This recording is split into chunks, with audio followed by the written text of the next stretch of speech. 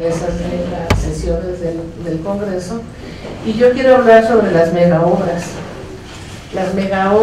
las concesiones que se están dando y el desarrollo en territorios indígenas en los tiempos de hoy, porque es un problema que de verdad nos atañe a todos. Cuando uno cree que esto está pasando allá con las poblaciones indígenas, a mí no me toca, no es lo mío, yo estoy en la ciudad, a mí no me importa si ellos van a tener un proyecto de presa o si van a llegar a una empresa minera y si eso les afecta o les ayuda, no me importa, yo vivo en la ciudad. Sin embargo, nos afecta a todos. Si hoy en día el problema de los recursos naturales es el punto principal del eje de la codicia del mundo. Entonces estamos frente a al inicio de la recta final de la especie humana si no detenemos estos procesos de codicia rapaz sobre los recursos últimos con los que contamos. Hace años, en 1982, 84, no recuerdo bien, un colega del Instituto Nacional Indigenista se dio la tarea de hacer un recuento sobre los recursos naturales de este país. Publicó ese estudio y en él pues era realmente preocupante, por un lado asombroso, pero también al mismo tiempo preocupante saber que de los recursos naturales que se disponían en ese momento, todos estaban en zonas indígenas, ya no había recursos naturales en zonas no indígenas. ¿Qué significa?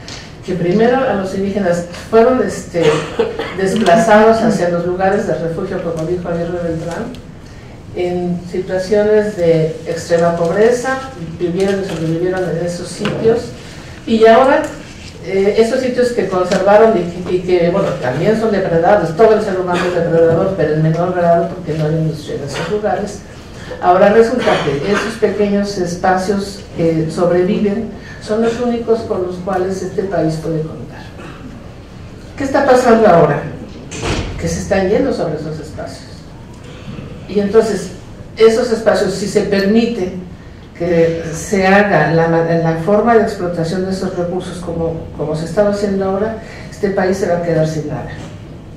Vamos a terminar comprando agua, no sé qué vamos a hacer, tierras que va a pasar, no tengo idea. Pero bien, el punto para poder entender por qué pasa esto y qué podemos hacer, que también esa es una preocupación, no solo de los activistas, como mencionábamos hace rato, también es una preocupación de los investigadores, de los ciudadanos, de todas las personas. ¿Qué se puede hacer al respecto?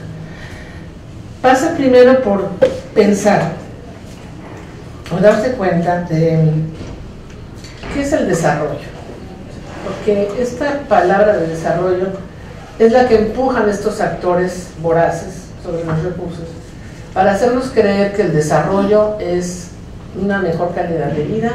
El desarrollo significa todos vamos a poder tener más dinero, a lo mejor vamos a ser ricos, tendremos coches, computadoras, internet, yo qué sé. ¿Qué significa realmente el desarrollo? Bueno, hay tres mitos o ideas míticas sobre el desarrollo. Yo diría que existen tres. Una es verlo como el desarrollo es un sinónimo de evolución de un estado menor o disminuido a un estado superior, llámese como se llame, sea como sea. Ese es un primer mito. El segundo es que la tecnología moderna siempre nos va a dar una calidad mejor de vida, nos va a colocar en una situación mejor para llegar a ese nivel de desarrollo. El tercer mito es que una vez esto sucede, entonces todos somos beneficiados con ese desarrollo hacia adelante. Bueno, ¿qué pasa en la realidad con estos tres mitos? Perdón, yo podría tocar 4 puntos, olvidé decir. El primero es el impacto de los proyectos, de este tipo de proyectos, para lo cual vamos a empezar a ver el tema del desarrollo. El segundo punto que quiero que veamos son las alternativas que hay o la alternativa que hay respecto de este tipo de proyectos, para después, el tercer punto que voy a tocar, es ver qué está pasando en México y por último, cuál es la relación que los investigadores, los funcionarios, los activistas tenemos en esta situación de hecho. Entonces me regreso a lo que estaba mencionando al principio. Entonces hay tres grandes mitos, les decía. Uno es que este desarrollo es de lo menor a lo superior, de que la tecnología nos permite colocarnos allí, y el tercero, que todos vamos a ser beneficiados con ella. Bueno, respecto del primero, que el desarrollo es un proceso que nos conduce de un estado menor a un estado mayor, bueno, eso es verdad. Eso es verdad, pero lo que revela el mito es que efectivamente en el desarrollo se busca conseguir más y sucede que hay más. Estamos en una situación de menos y vamos a más. Con este tipo de proyectos que se han estado llevando a cabo, lo que hay más es más poder para las oligarquías que se apoderan de estos recursos. Hay más pobreza para el pueblo, que es despojado de estos recursos y colocado en situaciones de vulnerabilidad, y hay más degradación ambiental. O sea, eso es lo que hemos estado viendo que sucede con estos megaproyectos. Cuando lo que se debe buscar es que en lugar de que haya más poder para las oligarquías, lo que tenemos que propiciar es que haya una mayor distribución de esas riquezas. En lugar de que haya más pobreza para el pueblo, es decir, que unos son los ricos y otros no, pues hay que buscar que esa calidad de vida sea más generalizada. Es decir, yo creo que no se trata tampoco de decir quiero vivir en mi pobreza para siempre. No, quiero vivir bien, todos queremos estar bien, pero todos, no nada más unos. Y en lugar de tener mayor degradación ambiental, pues lo que hay que buscar es esa protección de la biodiversidad. Pero para un futuro, esto no estoy diciendo nada nuevo, yo lo sé, y como decíamos hace rato, entre gitanos no se leen las manos. Aquí habemos muchos especialistas, conocen esos temas, conocemos esos temas y sabemos de qué estamos hablando. Estamos hablando de que estos tres elementos que contienen en el mito de la edad y el desarrollo nos remiten como oposición a otra idea del desarrollo, a entender cómo vamos a ver el desarrollo. Bueno, tenemos que ver también que las tecnologías, que es el segundo mito, las tecnologías modernas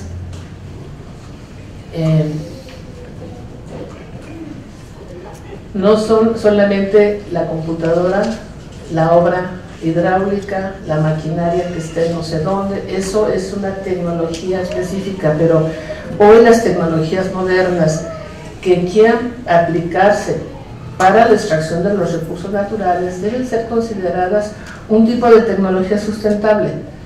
Eso es lo moderno, no otro tipo de planteamiento tecnológico en sí mismo. Digamos que la tecnología, este tipo de tecnologías que se están usando en México, que son tecnologías de extracción masiva e intensiva sobre los recursos y que además producen contaminación, estas tecnologías no son en realidad modernas. Lo moderno es lo sustentable. ¿Qué es lo sustentable? También ya lo sabemos, pero recordemos, lo sustentable pues es satisfacer las necesidades. Voy a citar literalmente la cita de Brundtland cuando definió lo sustentable ante la ONU y que quedó recogida como una definición que lo aclara para todos nosotros en 1987. Dice: lo sustentable es satisfacer las necesidades de las generaciones presentes sin comprometer las posibilidades de las del futuro para atender sus necesidades. Obviamente se vale aprovechar los recursos, hay que hacerlo, pero que esos recursos naturales, el aprovechamiento de esos recursos naturales permita que sobrevivan los recursos para las generaciones que siguen. La forma en que se ha estado haciendo uso de esos recursos no lo ha permitido en muchos casos hasta el día de hoy. Por último, el último mito sobre que todos vamos a ser beneficiados, pues yo me pregunto cómo es posible que todos podamos ser beneficiados con una mega obra de minería, una explotación minera que llega, arrasa con todo lo que encuentra, se acaba el agua, se acaba la tierra, contamina alrededor, y lo que genera de beneficio es el empleo mal pagado, en condiciones que ya conocemos, etc. Eso no es realmente un desarrollo en donde todos vamos a ser beneficiados. Hay beneficios, sí, para el dueño o los dueños de esa empresa. ¿Quién más se beneficia con eso? Habría que preguntar. ¿Y a qué costo? El costo es altísimo nuevamente por la degradación de los recursos. Bueno, entonces habría que preguntarse aquí, bueno, ¿por qué sucede esto? ¿Por qué sucede que si ya sabemos que las tecnologías modernas deben ser sustentables, si ya sabemos que la alternativa es el desarrollo sustentable, que este tipo de desarrollo el que se está dando en México no está funcionando en situaciones, digamos, de los territorios indígenas? ¿Por qué está sucediendo? Yo creo que hay varias condiciones. La primera es la propiedad de los recursos.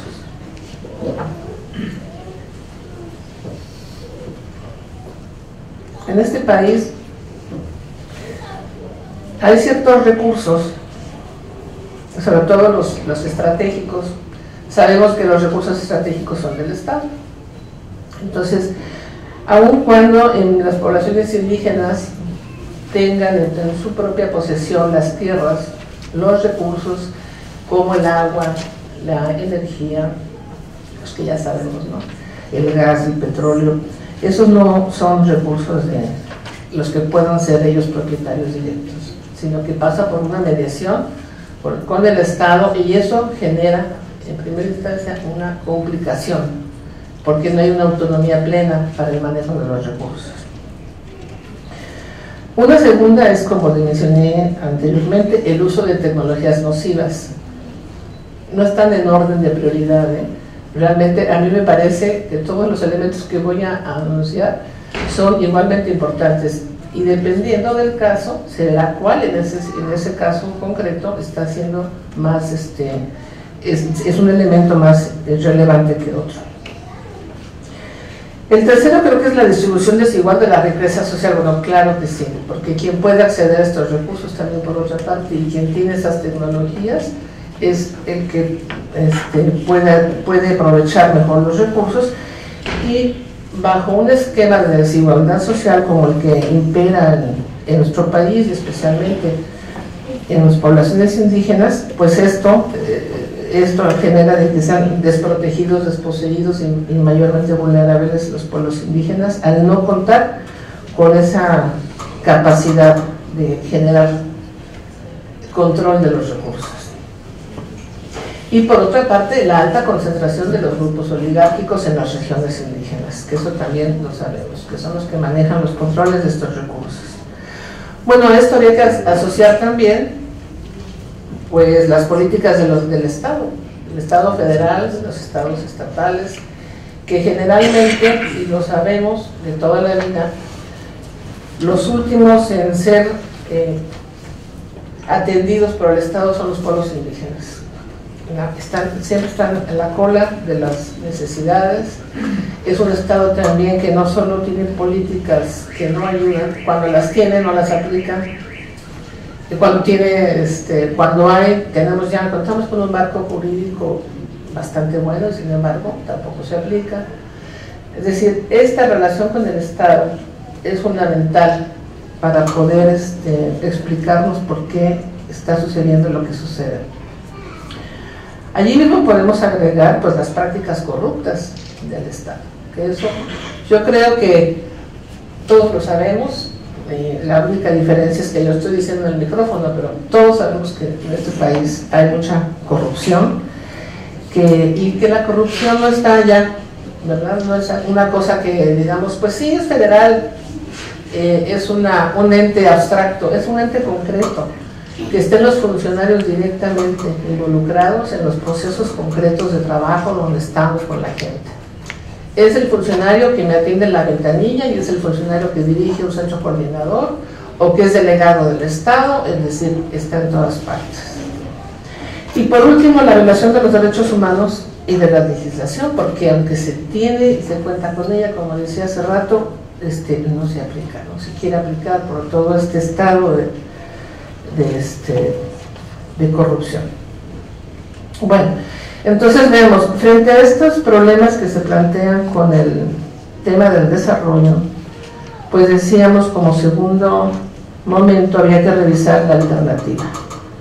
Simple y sencillamente no hay más, creo yo, que la sustentabilidad. Por hoy no contamos con otra reflexión que supere a esta idea de que sí hagamos uso de los recursos naturales, pero que sea una manera racional para que permita la sobrevivencia de las generaciones futuras. Esto tiene que ser, digamos, un desarrollo económicamente viable,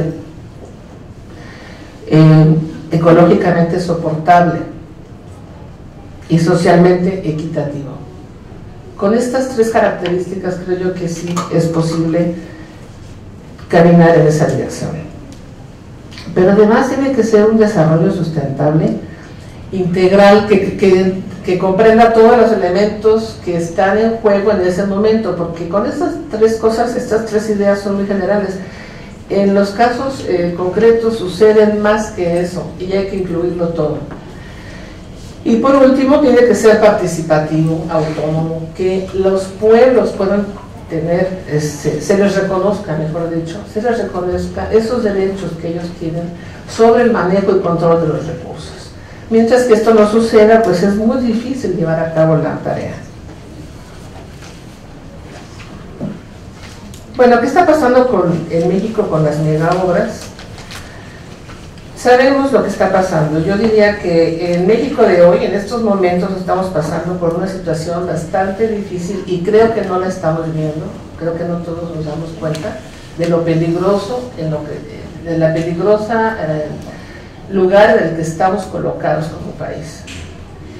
En toda América Latina, hace tiempo, algunos años, no estoy segura si 6 o 7, empezaron a entrar las compañías mineras. Es decir, hay dos grandes presiones, digo yo, tres grandes presiones que estamos padeciendo en estos momentos los países latinoamericanos, y México es también un país latinoamericano.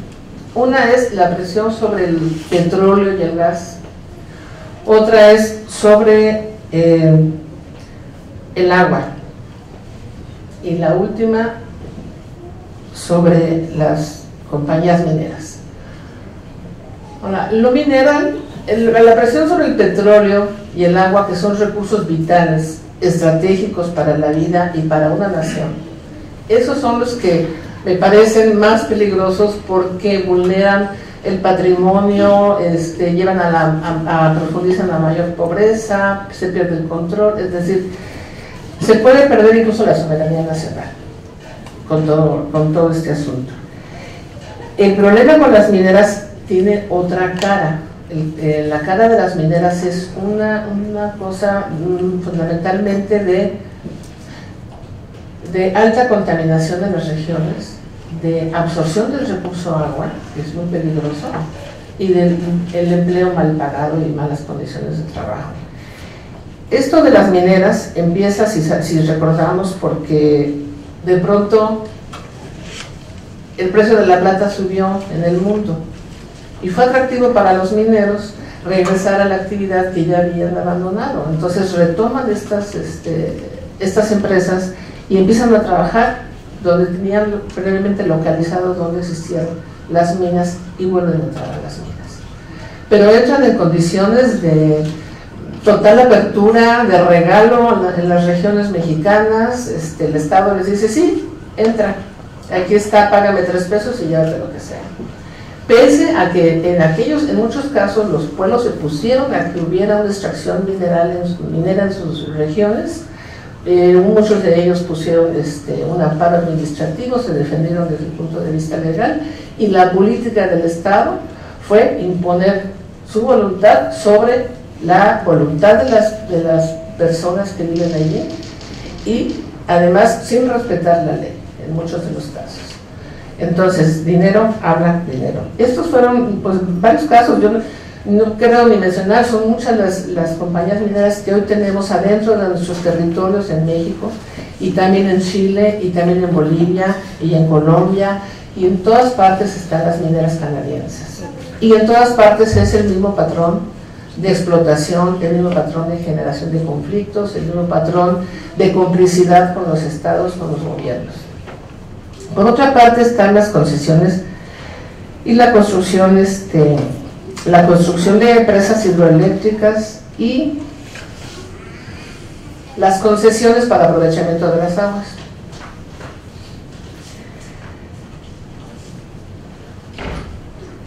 Fíjense que la construcción de las presas hidroeléctricas, yo me estoy metiendo más allí por el tema del que estamos trabajando con los colegas, los compañeros guarijíos, para tratar de apoyarles en su decisión de que no se construya una presa en el río Mayo. Entonces, con ese motivo nos hemos tenido que meter más a investigar este tema, y resulta que efectivamente es un foco rojo el llamado de las presas en México. ¿Por qué? En México hay más de 4,000 represas, pero solo 64 de ellas son presas de gran envergadura, de estas mega obras que han generado pues, miles de metros cúbicos de agua, pero que también han producido muchísima contaminación, que fueron creadas y construidas hace 50, 60 años, y que ya hoy están en su vida útil ha terminado, están muertas muchas de ellas. Entonces, ¿qué está pasando? Que las presas, la mayoría de ellas que se construyeron hace 50 o 60 años, hoy se están muriendo, ya son presas que han terminado su vida útil, y por lo tanto la solución que está proponiendo con agua es más presas. Pues hagamos otra presa y podemos seguir haciendo presa. No podemos seguir haciendo presas, ya no podemos seguir haciendo presas. Lo que he investigado hasta el día de hoy resulta que las presas generan un daño de contaminación de metano, contaminación de CO2, acaban con el medio ambiente local, cambian el clima del lugar. Al cambiarlo, el agua empieza a evaporarse. Al evaporarse, se evapora no solamente en la parte donde está el vaso, sino también río arriba. Y poco a poco el río, la cuenca, va secándose con el tiempo. Hoy vimos las mediciones del agua que lleva el río Mayo, y comentábamos anoche precisamente eso con los compañeros guarijíos. Efectivamente, el caudal del río ha bajado desde que pusieron la presa del Mocúzari, y aún así quieren poner otra presa. Los especialistas dicen, una segunda presa en un mismo río, ¿a qué nos conduce? Nos conduce a la muerte definitiva de todo ese río, en menos tiempo de lo que se empezó a secar con la primera presa. Es decir, si esta primera presa tiene 50 años y ya se está secando el río, pónganle una segunda y más rápido se muere todo. ¿Cuántos son? ¿10 años? ¿15 años? No va a haber río Mayo. Se acabó el río Mayo. Si a eso le agregamos que arriba no se está haciendo nada porque no hay un manejo integral de la cuenca, que debería sembrarse árboles en la parte alta, que debería estar protegida todas sus laderas, todas sus vados, no está haciéndose nada al respecto, pues entonces yo creo que si ponen una segunda presa se van a quedar sin agua. Además de otros detalles técnicos de cómo pueden calcular que van a llenar una presa de 75 metros de altura el muro, o de 100, cuando ese río no lleva esa cantidad de agua. Bueno, estamos de acuerdo que los ríos en estas zonas desérticas pues son ríos que normalmente llevan poca agua, y de pronto en algún año sube mucho el caudal y pueden inundar todas las tierras de los alrededores y luego volver a bajar. Entonces esto puede pasar cada 5, 6, 7 años, pero es la vida natural del río, así es. Entonces en 5 años, dentro de 5, 6, 7 años van a poder llenar una presa que luego va a quedar nuevamente abajo. Entonces es una obra que se está proponiendo con una tecnología que hoy se dice es una tecnología vieja, es una tecnología obsoleta, que más que beneficio hace daño, que la alternativa es otra, y sin embargo se propone. Había que preguntarse por qué se proponen este tipo de proyectos cuando se sabe que ya no son viables.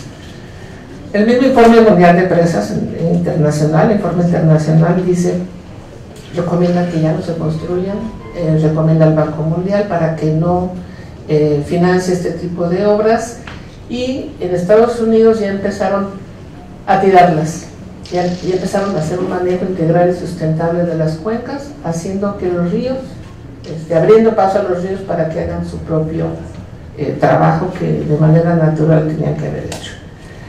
Entonces, a mí se me preocupa pues esto, porque es quedarnos sin agua en muy poco tiempo, por la codicia de tener todo ya.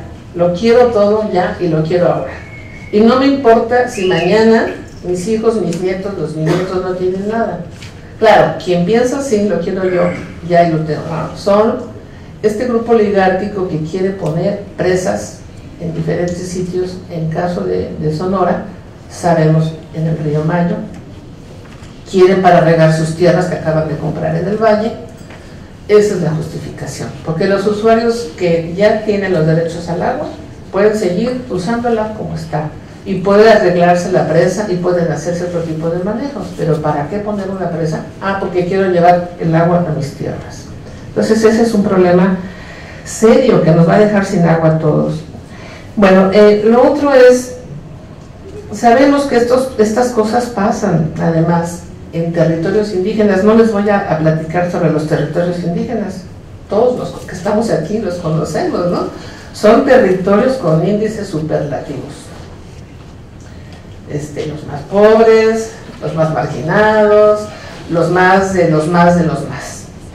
Entonces, este tipo de proyectos en estas regiones, francamente lo que hacen es terminar con esta población indígena, exterminar sus culturas, exterminar sus vidas y arrojarlos de lleno pues a una situación de extrema pobreza urbana, porque ¿dónde tendrán alternativas de vida si han sido despojados de sus recursos? Bueno, esto es lo que está pasando en México. Tenemos un marco de defensa legal para oponerse a este tipo de proyectos y de megaproyectos, o a este tipo de concesiones que hay que aplicar. Y bueno, sabemos cuáles son, ¿no? Está el convenio 169 de la OIT, que es un marco muy bueno, muy importante, que ese es el básico para manejarse en estos niveles, pero también está el principio, o sea, defender este derecho del principio del consentimiento previo, libre e informado. Es decir, que se respete la decisión de la gente. Si la gente dice no, pues es no, punto. Y por algo será. Tenemos derecho a decidir nuestro propio desarrollo, a decidir hacia dónde queremos caminar, cómo queremos hacerlo. Eso no significa que queremos estar atrasados, significa que queremos estar bien. Y también está el artículo 2 constitucional, el amparo administrativo, la ley indígena, la ley agraria, todas las leyes secundarias, ambientales, por ejemplo. Hay una serie de recursos allí jurídicos que nos permitirían entrar a un ámbito de defensa y que de hecho se han aplicado, y es, por ejemplo, en los casos que se han trabajado en México, son, por lo menos les traigo 3 que también ustedes recordarán. Ellos han aplicado el marco jurídico, son los pueblos que se defendieron de la presa El Zapotillo en Jalisco. Allí ganaron detener la obra de la presa. Sin embargo, y aquí viene el problema que les decía, por qué la corrupción del Estado impide muchas cosas y no es suficiente a veces la legalidad, hay que ir a la acción política. ¿Por qué? Porque ellos ganan el caso, suspenden la obra y sin embargo el gobernador del Estado empieza a construir el muro de la cuenca, ¿no? En la cuenca, mejor dicho. Bueno, y ahora viene la movilización política para defender que lo que los jueces dijeron de que no se construyera, se respete. Porque una cosa es el proceso legal, ya ganamos, había que defender que ganamos. Pero si no defendemos que ganamos, nos siguen metiendo gol. El segundo caso, la presa de la Parroquia Guerrero, que también ustedes conocen, bueno, ganó la suspensión de la obra, igualmente, esa se detuvo por completo. La presa del Paso de la Reina, en Oaxaca, está en proceso de litigio también, para impedir que la obra se construya.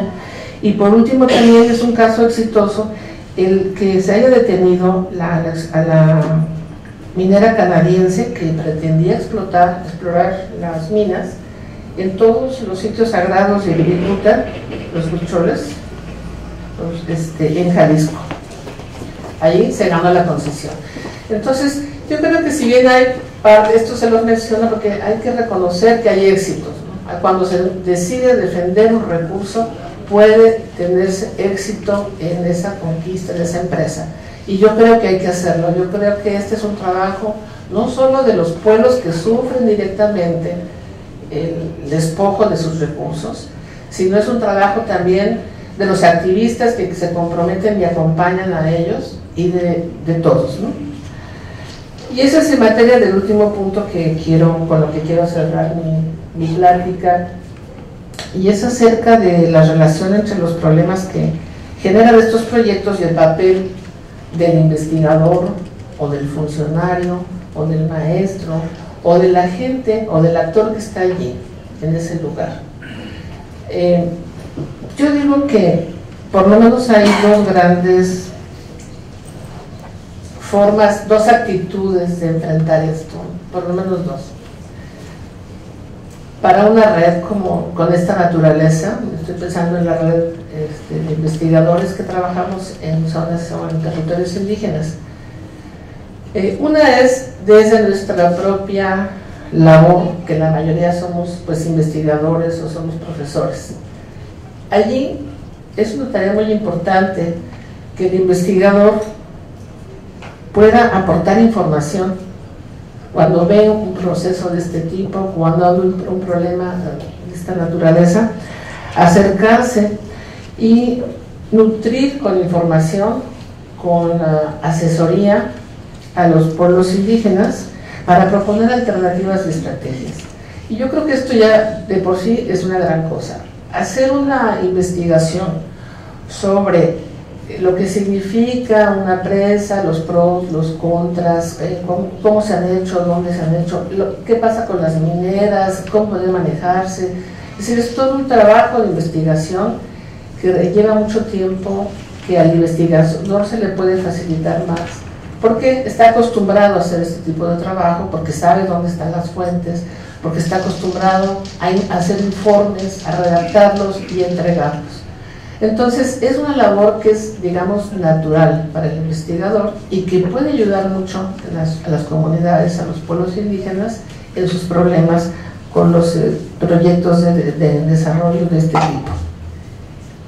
Pero la otra es acompañarlos directamente en los procesos de defensa de los recursos, de los procesos de defensa contra proyectos de este tipo, de proyectos desarrollistas, proyectos rapaces, y entonces ofrecerles asistencia profesional, ayudar a la obtención de los recursos, promover su defensa legal y estar con ellos de principio a fin en los procesos, ¿no? Para terminarlos, porque es verdad que aunque ellos pueden y deben tomar cartas en el asunto a través de sus autoridades que tienen y que son sus representantes, también sabemos que hoy el conocimiento está fragmentado desde hace mucho tiempo, ¿no? Es muy especializado y requiere el apoyo y la colaboración. Entonces, en este tipo de empresas para la defensa necesitamos estar todos o muchos, y cada quien va a poner una parte desde su trinchera, lo que es posible abonar a la solución de un problema específico como es el que estamos como el que podríamos tener, ¿no? Yo estoy ya pensando con Guarigios. Bueno, en el caso de Guarigios estamos allí y estamos trabajando en ese sentido. Por lo menos ahora también armamos una red de investigadores, colaboradores, interesados en proteger la cuenca del río Mayo. Todavía no hemos logrado que esta red camine de manera fluida, porque estamos en una fase en la cual estamos apenas encontrando la información necesaria, los componentes indispensables y armando la estrategia para la acción. Y una vez que esto suceda, vamos a caminar directo para la defensa de esa cuenca.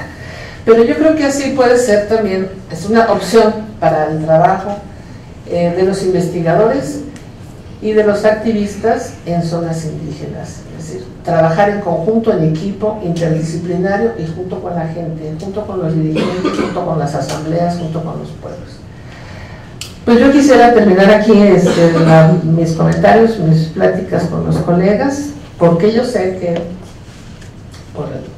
en los comentarios que ustedes hagan nos vamos a enriquecer en lo que siga, no solo después de esta plática, sino en el día, lo que transcurre del día de hoy y de mañana.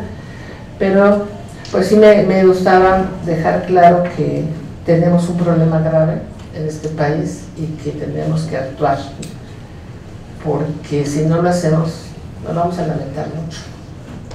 Pues muchas gracias y gracias a todos los amigos.